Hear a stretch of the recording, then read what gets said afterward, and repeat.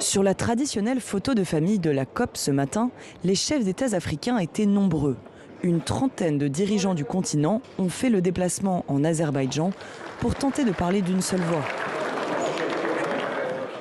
Max Andonirina, le ministre de l'Environnement et du Développement durable de Madagascar, attend de ces COP des actions concrètes et appelle les pays à respecter leurs engagements.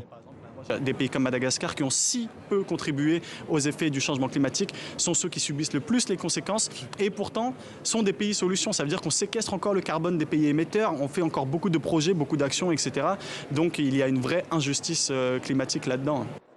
Certains pays africains estiment que le continent a besoin d'une aide allant de 1000 à 1300 milliards de dollars par an pour pouvoir atteindre les objectifs de l'accord de Paris. Un montant 10 fois plus élevé que ce que les pays riches s'étaient engagés à mettre sur la table entre 2020 et 2025.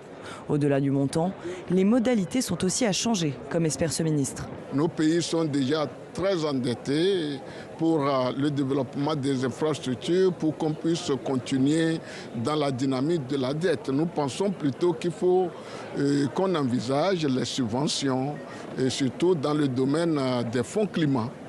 La COP est une occasion aussi pour la jeunesse africaine et la société civile de côtoyer leurs propres dirigeants et de se faire entendre.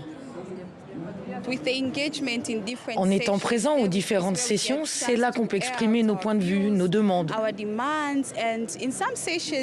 Donc les personnes décisionnaires peuvent nous entendre et s'engager à transformer leurs paroles en actes. À la COP29, politiques et citoyens africains se mobilisent pour protéger leur environnement et rappeler que le continent ne produit que 4% des émissions de gaz à effet de serre mondial.